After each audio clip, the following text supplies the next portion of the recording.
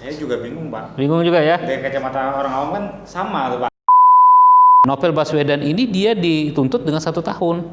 Kalau menurut saya fine-fine saja gitu loh, dalam perspektif atau kacamata legalitas.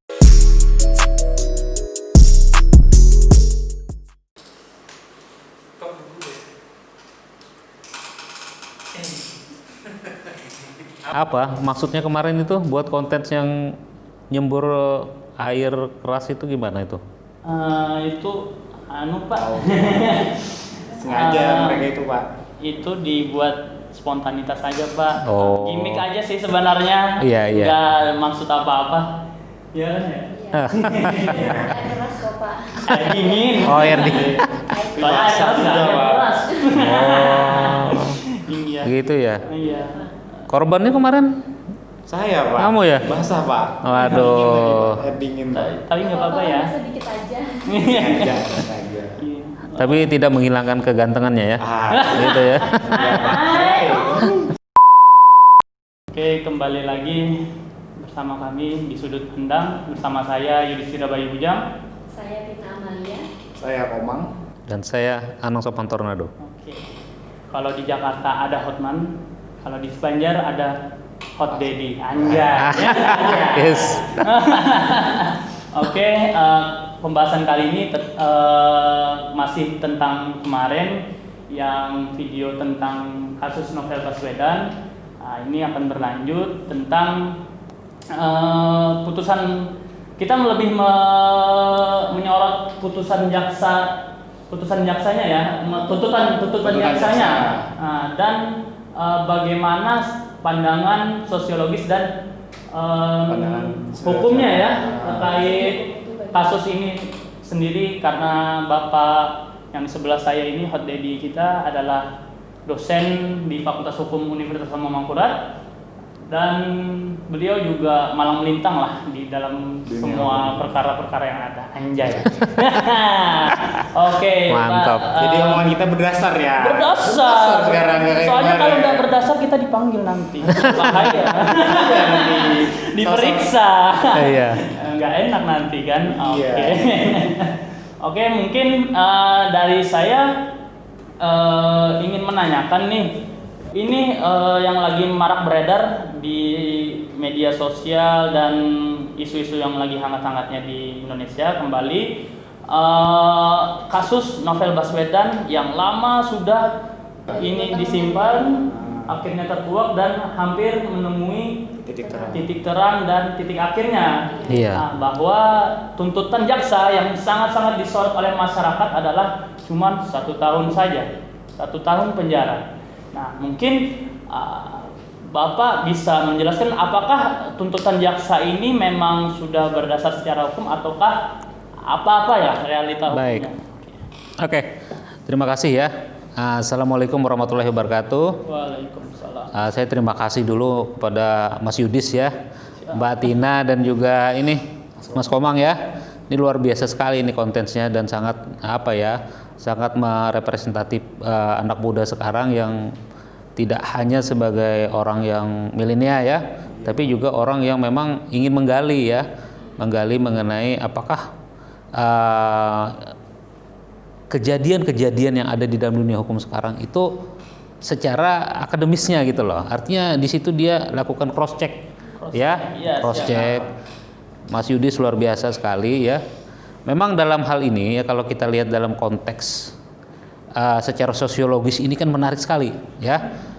Mas Yudis, Mbak Tina, dan juga Mas Komang ini kan orang-orang yang memang backgroundnya adalah hukum ya. Salah satu ciri orang hukum itu dia tidak menelan sesuatu yang sifatnya pemberitaan itu dengan mentah. Artinya dia harus koreksi dulu. Iya, dia harus periksa dulu dalamnya ya, apakah itu sudah sesuai dengan norma-norma yang ada di dalam dunia hukum atau tidak ya. Nah, mengenai tuntutan yang tanda kutip orang sosiologis atau orang awam itu anggap sebuah tuntutan yang kontroversial yang dibuat oleh penuntut umum dalam kasusnya Novel Baswedan ya.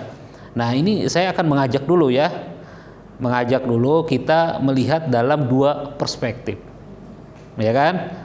Nah, kita seperti yang kita ketahui bagi masyarakat yang belajar hukum ataupun masyarakat hukum sudah mengetahui bahwa kalau kita dihukum itu ada aliran yang namanya aliran legalitas ya. Nah, atau kepastian hukum. Dan itu identik sekali ya, Mas Bro sekalian ini kan, dengan yang namanya penegakan hukum pidana ya. Dalam hukum pidana itu segala sesuatu itu harus sifatnya mengedepankan yang namanya kepastian hukum. Baik itu dalam proses hulunya, dalam hal penyidikannya, kemudian naik ke penuntutan sampai dengan pemeriksaan di persidangan ya, putusan, kemudian kalau tidak puas dengan putusan dia bisa banding, dia bisa kasasi sampai dengan upaya hukum luar biasa harzening ya, yang disebut dengan peninjauan kembali. Nah, itu adalah salah satu bentuk representatif dari sebuah sistem. Ya kan? Sudut pandangnya apa tadi? Sudut pandangnya adalah legalitas ya, kepastian hukum di situ. Nah, kalau kita coba konversikan kepada peristiwa yang menimpa novel ini ya, apakah itu sudah apa ya? Artinya sudah tanda kutip itu apakah sudah komport itu? Artinya sudah sesuai tidak dengan yang dimaksudkan atau yang diinginkan atau yang dicita-citakan dalam sistem peradilan pidana. Nah, menurut saya ketika jaksa ya mendakwakan kalau tidak salah pasal 355 ya, Yunto 351 ayat 2. Ya kalau kita berpijak dari kepastian hukum maka menurut pandangan saya fine-fine saja gitu loh. Karena apa? Karena dia tidak melanggar ketentuan-ketentuan yang ada di dalam rumusan pasal tersebut. Berbeda misalkan ya kalau kita contohkan di perkara narkotika misalkan. Ada orang yang ternyata menyimpan narkotika golongan 1 misalkan ya, Undang-Undang 35 tahun 2009. Nah, ketika jaksa tuntut dia itu di bawah 5 tahun atau dia tuntut 4 tahun, sedangkan rumusan pasal ya di pasal 112 114 itu ada minimumnya yaitu 4 tahun atau 5 tahun. Nah, maka secara legalitas melanggar. Sedangkan pada perkara yang sedang diperiksa sekarang yang belum putus ya. Nah, Novel Baswedan ini dia dituntut dengan 1 tahun. Kalau menurut saya fine-fine saja gitu loh dalam perspektif atau kacamata legalitas. Ya, dia no problem gitu loh. Nah, yang menjadi masalah ini adalah orang sosiologis melihatnya adalah sesuatu yang tanda kutip kejanggalan. Iya. Kejanggalan. Kalau bahasa ekstrim saya itu mengkhianati rasa keadilan. Nah, gitu kan ya. Nah, saya akan gali lagi nih dulu dari segi perspektif legalitas, kepastian hukumnya. Salahkah jaksa? Tidak salah.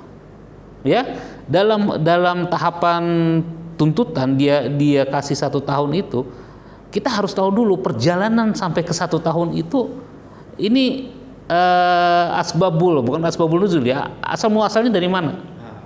Nah, kita harus tahu dulu, makanya kita pahami dulu mekanisme dalam hukum acara pidana bahwa tuntutan itu lahir itu berdasarkan fakta yang terungkap di persidangan. Tarik lagi ke bawah dari surat dakwaan itu source-nya atau sumbernya dari mana? Berkas perkara itu mahkotanya penyidikan itu apa? Mencari mengumpulkan bukti itu didapat dari mana? 184 ayat 1 KUHP, keterangan saksi dan sebagainya. Nah, itu adalah sebuah perjalanan panjang sampai menuju kepada sebuah tuntutan ya. Jadi ketika tuntutan itu dikatakan kontroversi, kejanggalan dan sebagainya, itu adalah hak dari warga negara untuk menilai. Ya. Nah, tapi bisa saya simpulkan bahwa secara legalitas tuntutannya tidak bermasalah. Ya, legalitas loh ya. Ya, berarti tidak bermasalah ya putusan maksudnya tuntutan dari jaksa. Betul. Ya? Dari perspektif legalitas kepastian hukum. Nah, kemudian saya jelaskan lagi ya. Ini Mas Komang paham ya? Paham ya. Sudah mulai paham Pak. Dari kacamata orang awam nih. Jadi ada lagi. Jadi hukum itu ini ya Mas Bro sekalian nih kan. Hukum itu kan tidak hanya kita lihat dari aspek kepastian hukum atau legalitas saja ya. Kalau kita bicara dalam tataran teori hukum, ada juga pandangan-pandangan sosiologis hukum. Ya, sarjana-sarjana dari Amerika dia bawa ajaran tuh ke Indonesia. Ya, melalui sarjana yang kuliah di sana ya.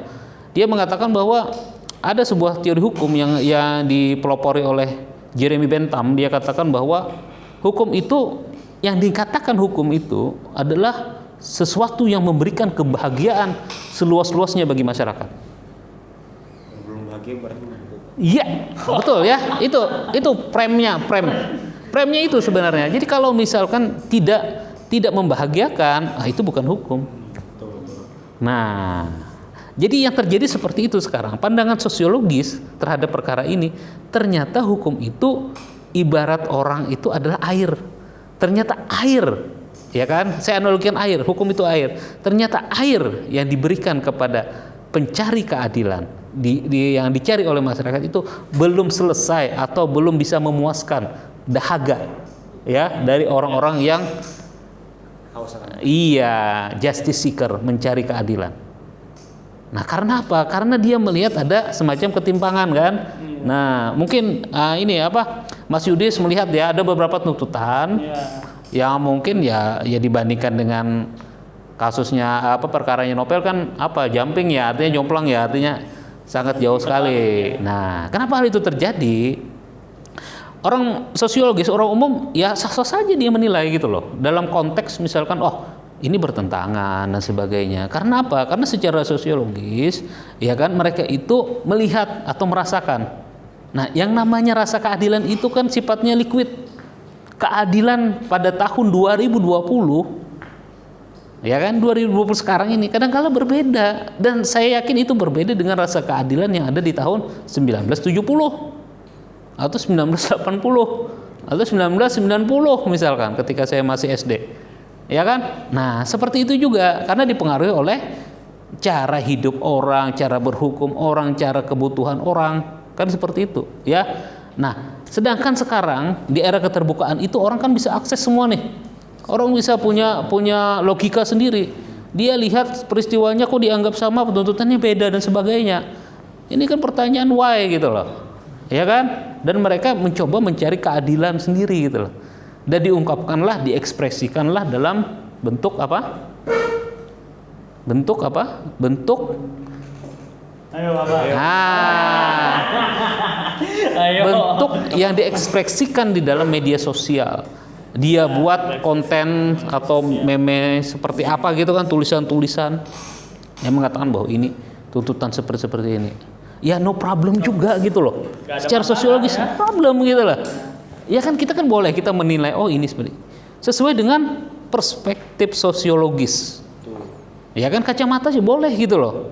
Ya kacamata kalau misalkan kacamata saya bening ya, saya kan lihat warnanya akan netral, ini kan kuning muda.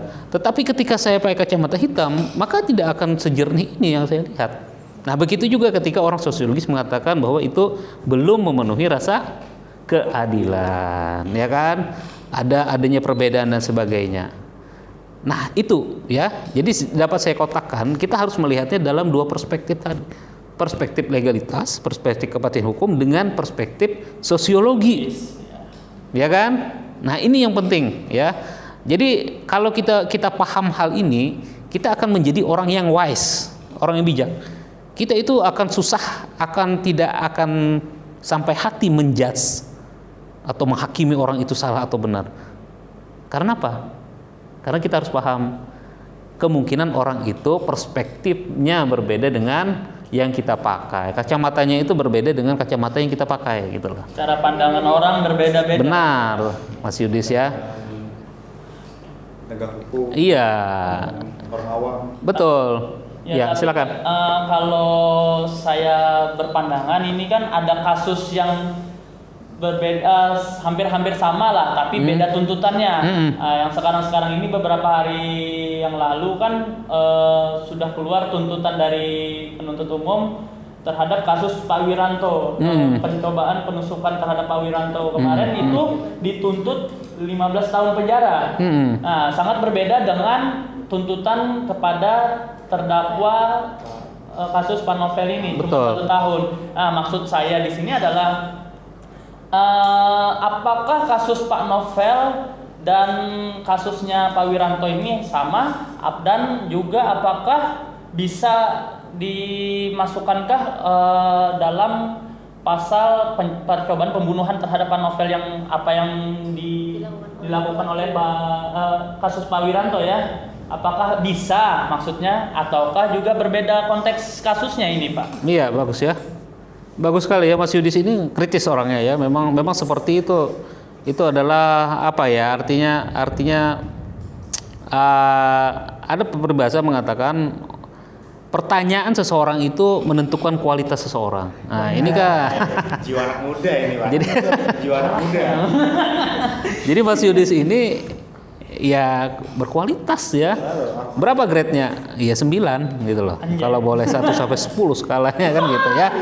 Jadi dia lihat ini sama gitu loh. Peristiwanya sama tapi kok beda pasal, beda tuntutan. Nah, saya balik bertanya dulu nih, pendapatnya ini tuh gimana, Mas Komang? Saya juga bingung, Pak. Bingung juga ya? Dari kacamata orang awam kan sama tuh, Pak. Sama-sama mencederai orang. Nah, cederai. Apa, tuntutan jaksa berbeda. Iya, bagus ya, bagus itu. Nah, Mbak Tina gimana? Kalau menurut saya sendiri itu kan Pak, kepada Pak Wiranto itu kan percobaan pembunuhan. Kenapa di kasus Pak Novel ini tidak termasuk ke dalam itu juga, soalnya kan itu yang dilakukan oleh pelaku ini kan menyiramkan air keras. Itu kan punya dampak yang sangat signifikan di tubuh misalkan. Sekarang kan Pak Novel jadi indera penglihatannya kan juga berkurang. Betul. Kan, punya dampak yang buruk seperti itu Pak. Baik ya. Sudah menimbulkan kecacatan ya. Iya, artinya ini peristiwa dari kacamata kita yang kita amati ya kan, yang kita lihat dari media dan sebagainya seperti itu ya. Ini sah-sah saja, ya kan? Orang boleh dong. Nah, tetapi kalau kita lihat dari segi hukum acara pidana atau hukum bagaimana membuktikan sebuah perkara dan sebagainya, nah mari kita flashback ke belakang kan gitu kan? Ya kan, kita lihat dulu hulunya. Jadi bagaimana menentukan peristiwa itu? Ya kan? Penyidikan itu kan kalau kita lihat di pasal 1 angka 2 ya, Kitab Undang-Undang Hukum Acara Pidana, penyidikan adalah serangkaian tindakan penyidik dalam hal mencari dan mengumpulkan bukti, dengan bukti itu membuat terang tindak pidana dan menemukan tersangka. Nah, kalau kita butiri ya, ini jelas saudara-saudara sekalian ya. Ini adalah bagaimana seorang penyidik itu merangkai bukti ya, mengumpulkan bukti, kemudian dia cari bukti itu sehingga terang tindak pidananya. Nah, mencari dan mengumpulkan itu adalah metode. Ini hulunya loh, hulunya. Jadi ada peristiwa nih, peristiwa penyiraman, peristiwa penusukan. Nah, tapi bagaimana, apakah peristiwa itu adalah peristiwa pidana atau tidak? Caranya bagaimana? Caranya dia cari dan kumpulkan bukti. Nah, sedangkan bukti itu sudah diatur dalam KUHP tuh, 184 ayat 1. Yang paling utama adalah keterangan saksi. Jadi ada peristiwa. Peristiwa misalkan penusukan Pak Wiranto. Kalau saya lihat videonya itu kan pasti ada saksinya. Karena ada beberapa orang gitu kan. Dia menerobos langsung zret langsung gitu kan. Nah, kalau kita lihat kita tanda kutip rekonstruksi lah secara imajinatif, artinya di dalam, kalau kita lihat pasal yang dikenakan itu menurut pengamatan secara sekilas saya memang itu adalah media pisau yang digunakan dia, ya kan, untuk menghilangkan itu, dan kemungkinan memang itu membahayakan saudara. Kalau dia kenakan tidak mengenai perut ya, dia ada jarak 1 atau 10 cm dari daerah jantung. Kalau kena jantung aja itu memang membahayakan, ya kan, fatal. Dan secara normatif dalam penyidikan, penyidik itu ya bro and sis ini kan ya, penyidik itu tidak sekonyong-konyongnya membuat berita acara, ya kan, tanpa ada dasar. Dasarnya dari keterangan saksi. Ya. Siapa itu saksi? Yang berada dalam kejadian. Iya. Di dalam KUHP dirumuskan saksi itu adalah orang yang melihat, mendengar, dan mengalami sendiri, ya kan? Tentang apa? Tentang peristiwa yang diduga keras adalah tindak pidana atau peristiwa pidana. Nah, maka dipanggillah saksi-saksi itu. Dijelaskanlah saksi-saksi itu. Dia menjelaskan bahwa misalkan, saya lihat ini Pak, saya lihat ini, saya lihat ini, saya lihat ini. Atas dasar itu timbullah konklusi atau kesimpulan bahwa memang ada peristiwa yang diduga keras adalah peristiwa pidana. Kan gitu ya? Nah, dari itu maka muncullah pasal yang akan disangkakan oleh penyidik kepada tersangka. Nah, begitu juga dalam kasus Novel. Ya, kasus Novel itu tidak sekonyong-konyongnya dia katakan bahwa itu pasal 355, 351 ayat 2. Nah, itu adalah hasil dari beberapa bukti yang dielaborasi. Ya kan, digabung muncullah pasal tersebut. Ya kan? Nah, jadi kalau kesimpulkan kenapa berbeda, Pak? Nah, dapat saya katakan bahwa apa? Bahwa itulah hasil dari sebuah sistem, hasil dari sebuah mekanisme. Mekanisme apa, Pak? Mekanisme hukum acara pidana. Hukum acara pidana itu semacam mesin, ya. Mesin. Mungkin saudara bisa bayangkan ya, manufacturing sebuah sepeda motor misalkan. Saya pakai sepeda motor apa? Saya sepeda motor Sonic misalkan, atau Honda Beat misalkan. Itu tidak berbentuk Honda Beat, ya kan? Tapi dia harus melalui yang namanya belt dulu kan. Nah, mata rantai untuk menjadikan itu Honda Beat misalkan, ya kan? Yang dipasang bannya dulu atau rantainya dulu, terus berjalan dan sebagainya. Begitu juga sistem dalam hukum acara pidana, dia harus urutannya itu ada dari hulu ke hilir, ya kan? Betul, itulah implementasi atau konkretisasi yang namanya asas, ya, dalam hukum acara pidana disebut dengan due process of law, ya kan? Artinya segala sesuatu itu harus tahapan atau prosesnya itu dilakukan dengan benar dan dapat dipertanggungjawabkan. Nah, jadi bisa saya katakan itu adalah buah atau hasil dari sebuah sistem. Ya kan, sehingga mungkin kelihatan dari kacamata kita. Saya pun kalau melihat kacamata saya itu sama, tapi sistem beda. Sistem bedakan itu, peristiwanya mirip, tapi ternyata ini lebih condong diklasifikasikan sebagai 351 misalkan. Ini klasifikasikan sebagai 340 mungkin, percobaan 340, ya kan, pembunuhan berencana. Nah, jadi seperti itu, ya kan? Nah, tapi saya mengapresiasi apa yang saudara lihat. Karena apa? Karena kita pandangannya sosiologis. Masyarakat juga seperti itu, ya. Nah, itu mungkin saya sampaikan dulu, Mas Yudis, ya. Oh, begitu ya. Mungkin juga apa ya namanya? Kasus ini apa namanya? Kasus Novel ini dan kasus Pak Wiranto mungkin hampir-hampir mirip aja kejadiannya ya. Yang membedakan cuman keterangan para saksi untuk memperkuat apa namanya ini? Dugaannya masing-masing ya, begitu ya, Pak? Iya. Jadi kan kita lihat sumbernya itu dari mana. Oke. Ya kan, jadi untuk melihat peristiwa itu apakah peristiwa pidana, kemudian ini adalah delik mana nih, 340 kah, 351 kah, atau cuma mungkin 170 karena berbarengan orangnya, ya kan? Itu tergantung dari tadi pengumpulan alat bukti tadi, keterangan saksi, ya kan? Nah, seperti itu ya. Jadi ada mekanisme yang dilewati seorang penyidik untuk menentukan pasal yang disangkakan, kemudian juga penuntut umum nanti akan memasang pasal yang didakwakan, ya kan, sampai dengan putusan. Nah, seperti itu ya. Mungkin dari Dina silakan. Ya. Kan tadi kan masuk ke tentang pertanyaan dari Mas Yudis ini, masalah tuntutan jaksa 1 tahun. Nah, sekarang kan yang juga sedang dibicarakan oleh masyarakat itu katanya ini penyiramannya itu nggak sengaja. Nah, kata nggak sengaja ini kan yang sangat kontroversial. Betul ya, bagus sekali. Mbak Tina ini orang yang orang yang detail ya, perfeksionis. Dia lihat perkara itu tidak hanya luarnya saja, tapi dia kayaknya amati juga ya. Mungkin ada rekaman rekaman fakta persidangannya ya. Nggak ada ya. Di media sosial. Iya, memang tidak sengaja itu kan salah satu alasan pemaaf pidana, ya kan, perbuatan pidana, ya kan, tidak sengaja. Tidak sengaja itu kan artinya dia lakukan di luar kontrol dia. Artinya yang dia lakukan itu tidak bisa dipertanggungjawabkan gitu loh. Tapi tanda kutip ya, kalau misalkan tidak sengaja, itu harus terungkap di persidangan. Siapa yang bisa katakan itu tidak sengaja?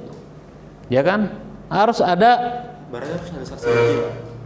Iya, kalau kita lihat sengaja tidak sengaja, ini kan rumusannya sedikit dalam ya, masalah pidana. Nah, ini kita lihat lagi, siapa sih yang bisa mengukur niat? Nah, ada peribahasa, dalamnya laut bisa diukur, dalamnya hati siapa tahu. Nah itu kan. Jadi apa saudara ya? Kalau bicara niat itu bicara hati gitu loh. Ya kan? Bagaimana Komang misalkan? Komang menentukan bahwa ini adalah niat saya mau misalkan saya mau ke Fakultas Hukum, tapi ternyata tidak ke Fakultas Hukum.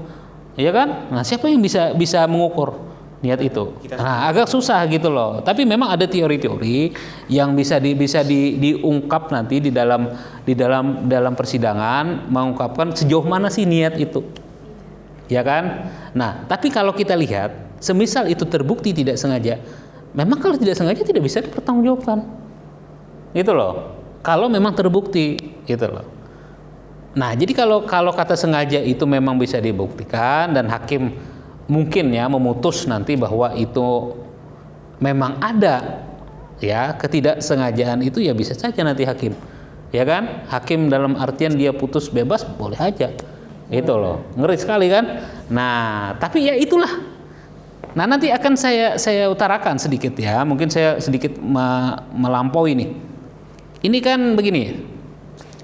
Jadi dalam tahapan ini kan masih tuntutan. Kita nunggu apa? Putusan. Nah, putusan. Ya, akhirnya pastinya. Nah, sekarang bagaimana? How to?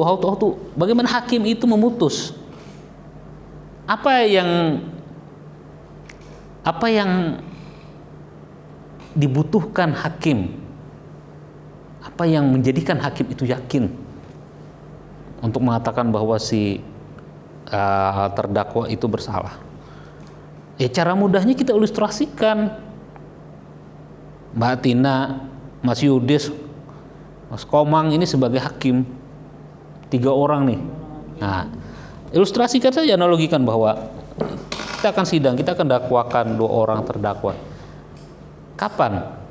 Ya kan, Mas dan Mbak ini mengatakan bahwa terdakwa bersalah. Apa kira-kira? Keyakinan. Bagaimana yakin? Ya kan? Komang misalkan nembak seorang cewek, bagaimana cewek itu yakin dengan ketulusan hati Komang kan gitu? Ya kan, dia harus buktikan, ya kan? Nah, sama seperti itu juga. Ketika hakim itu memutus, dia harus yakin dulu. Nah, bagaimana mengukur hakim? Itu kan ada teorinya, beyond reasonable doubt. Artinya melampaui keraguan-raguan yang ada di dalam hati hakim. Ini susah. Maka dari itu, jaksa penuntut umum dalam membuat hati hakim yakin, dia harus gunakan seluruh effort yang ada di dalam dirinya. Dia yakinkan dengan alat bukti, dia yakinkan dengan keterangan ahli dan sebagainya, bahwa ini perbuatan dilakukan oleh terdakwa. Tapi sebaliknya, terdakwa juga melalui penasihat hukumnya, dia keluarkan seluruh daya upaya dia supaya dia bisa bebas, seperti itu ya. Nah, jadi apa Bapak saudara-saudara sekalian ya? Jadi intinya adalah nanti di hakim.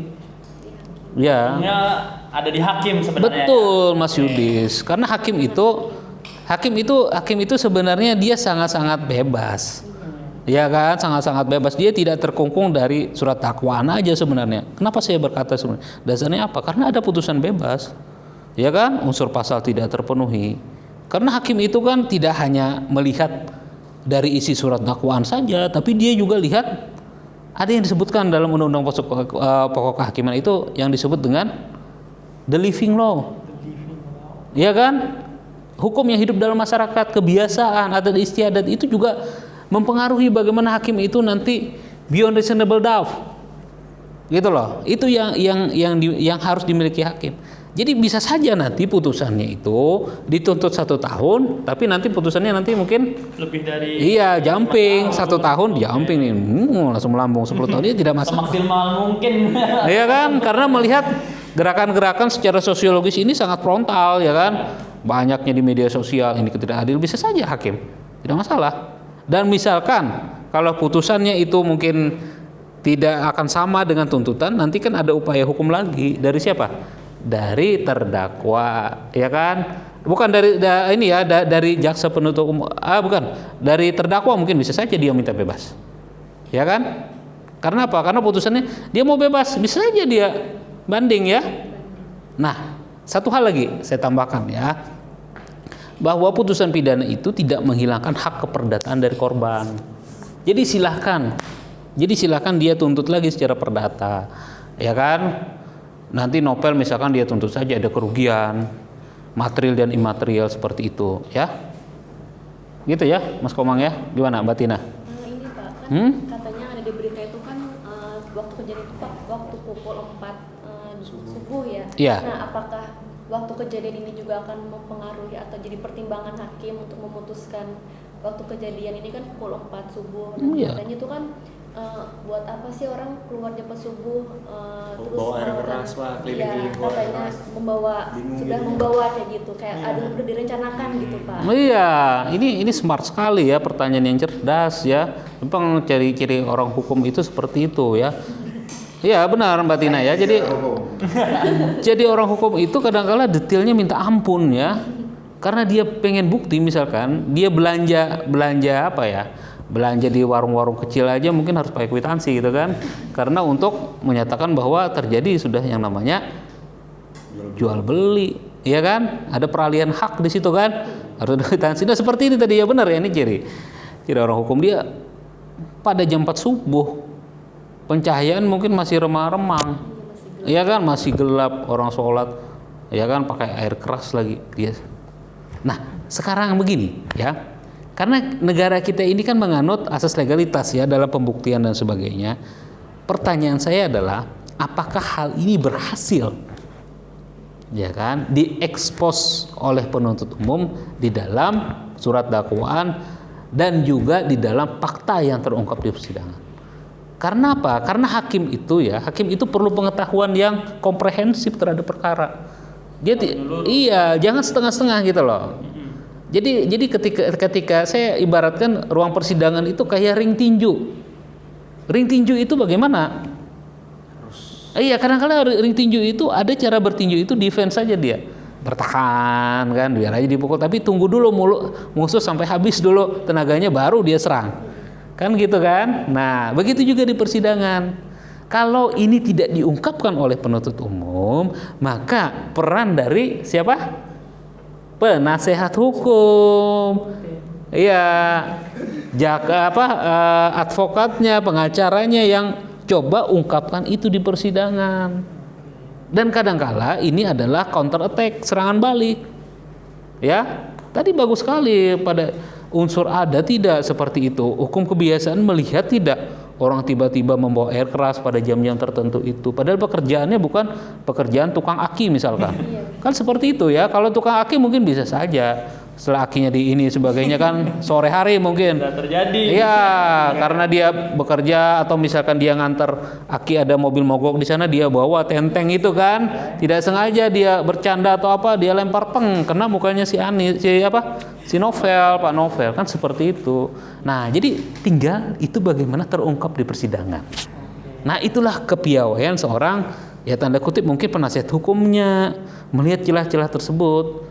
Dan kayaknya ini Mbak Tina punya bakat gitu loh. Karena melihat sesuatu yang tidak umum gitu kan. Nah, bakat untuk menjadi nasihat hukum ya, ngajar sih. Cocok ya. Oke. Itu ya.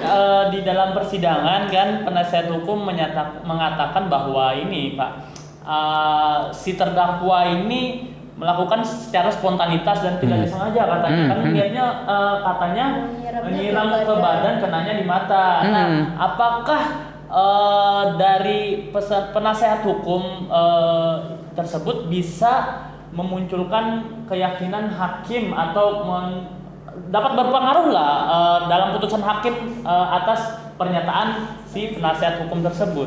Iya, bagus ya. Pertanyaan Mas Yudi tadi kena ya, itu esensi sekali, itu vital sekali ketika itu. Tadi kata kuncinya adalah bagaimana meyakinkan hakim. Iya. Ya kan? Hakim itu yakin ketika dia sudah terlampaui keraguan-raguan dia, beyond reasonable doubt. Artinya apa? Artinya penasihat hukum itu bagaimana?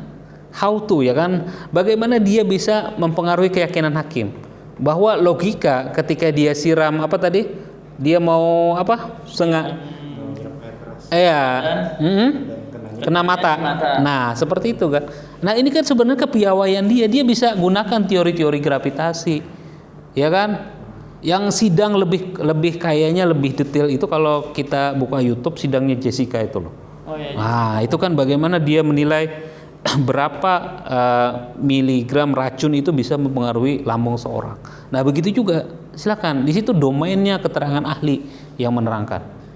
Ya kan? Ahli bisa menilai misalkan air biasa saja dilempar seperti ini, dia tujukan ke badan tapi kenapa ke atas? Misalkan seperti itu. Apakah ini logik? Mungkin ada teori-teori fisika yang menerangkan hal itu tidak logik. Kalau dia lempar misalkan ke atas, nanti berapa turunnya seperti itu. Nah, yang penting bisa diterangkan oleh orang yang mempunyai keahlian secara formil, dan itu merupakan alat bukti diatur di dalam pasal 184 ayat 1. Ya. Butir berapa? Butir B, keterangan ahli. Silakan gitu loh. Jadi bagaimana kepiawaian aja itu memunculkan. Apa yang kita kejar sebenarnya, target apa? Goalnya apa? Goalnya adalah bagaimana hakim itu yakin dengan argumentasi kita. Memang membangun argumentasi itu susah Bapak sekalian. Sangat susah sekali. Jadi dari awal dulu dibangun bagaimana logika, keruntutan, bagaimana kita berargumen, itu yang akan dinilai oleh hakim. Nah, seperti itu ya. Oke, seperti itu mungkin kurang lebihnya. Mungkin bagi masyarakat ataupun semua elemen kalangan masyarakat lainnya, ketika kalian mendengar isu-isu ini, janganlah kalian menyerang si jaksanya ataupun si terdakwanya, melainkan kita harus sebenarnya itu mengawal putusan hakimnya. Betul. Soalnya jangan kayak ada isu ini kita gini jangan fokusnya jangan ke sana ya. Ini ada lagi jalan sini yang menuju akhirnya itu adalah kawal putusan hakimnya. Betul. Apakah hakim ini benar-benar bijak menyelesaikan kasus ini ataukah sebaliknya nanti? Betul. Kita tidak tahu. Kita tunggu di episode selanjutnya. Kamu masuk dendam. Tapi yang saya bingungkan di sini, kan ada tokoh figur yang lagi hitsnya nih, Bintang Emon. Oh iya. Dia cuma membuat sarkas di media sosial Instagramnya. Iya. Terus dia diserang akun buzzer. Nah, Jadi namanya dijelek-jelekan iya. gara-gara sarkas di sosial media ini. tuh, iya. Oke, bagus sekali ya. Jadi Mas Komang ini kan apa ya, bisa dikatakan pengamat juga ya. Pengamat. Walaupun tidak pengamat ya pasti tahu masalah itu kan. Lagi trending. Tapi trending ya, trending topik. Kan orang tahu. Ya. Jadi itulah yang namanya the power of medsos ya. Jadi sekarang itu opini seorang itu sangat dipengaruhi ya. Dipengaruhi oleh yang namanya medsos sosial. Ketika digempur oleh medsos sebagainya, kadang-kadang perspektif kita bisa bergeser loh.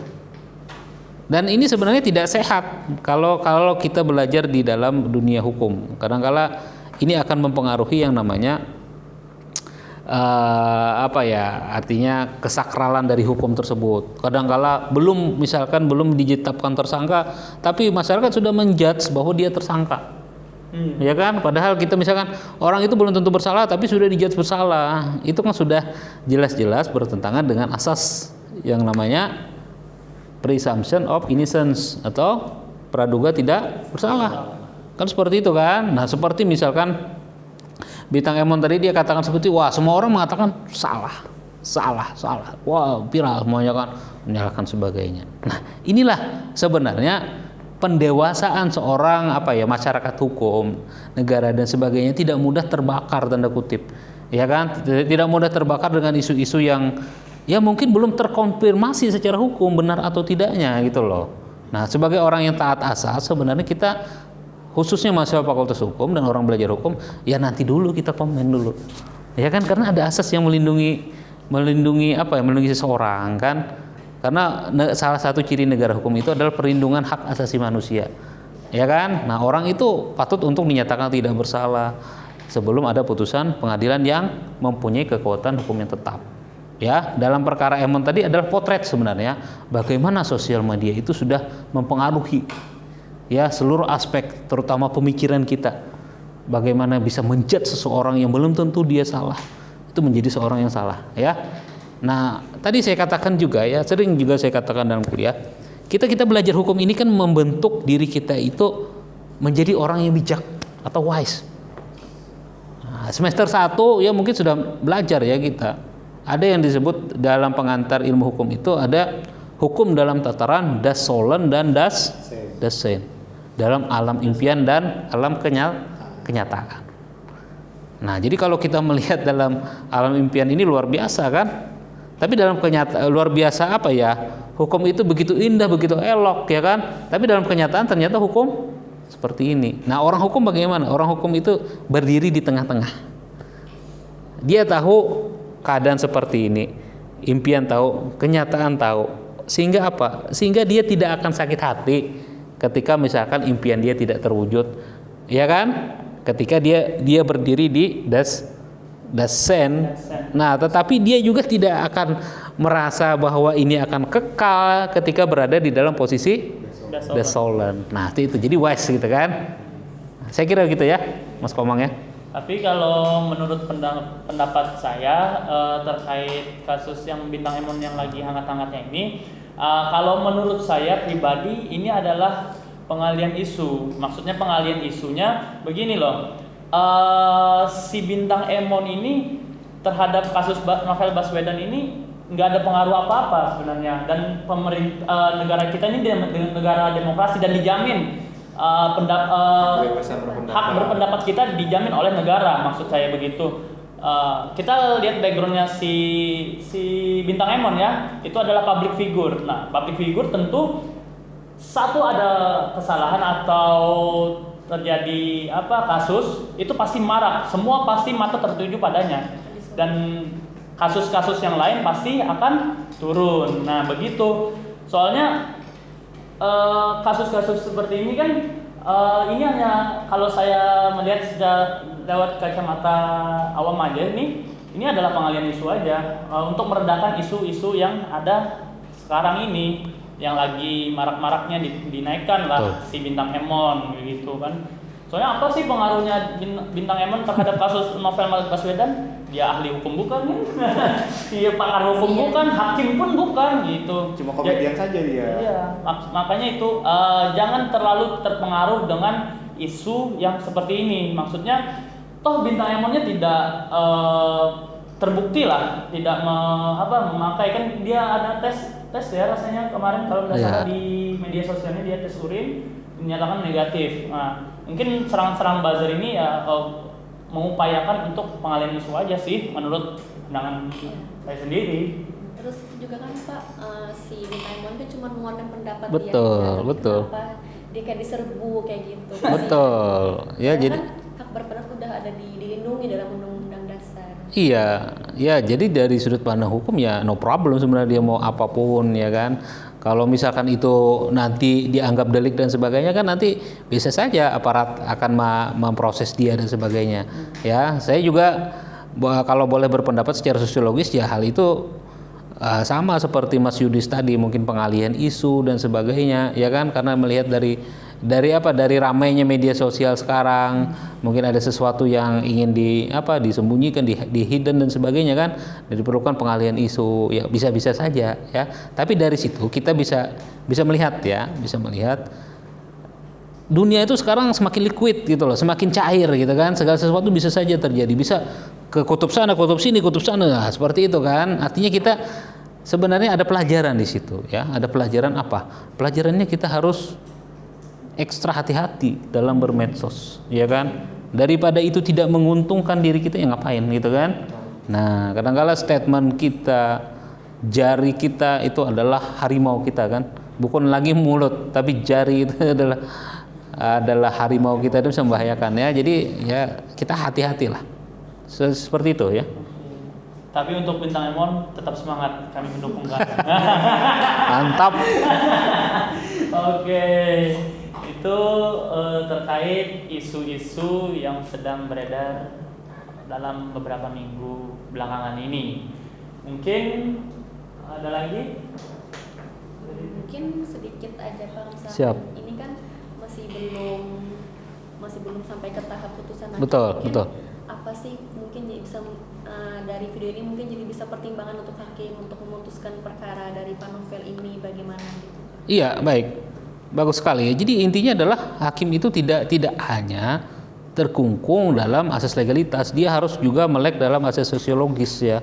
Artinya dia itu garda terakhir keadilan kan. Ketika garda terakhir itu dia sudah mampu melihat dari segala aspek ya.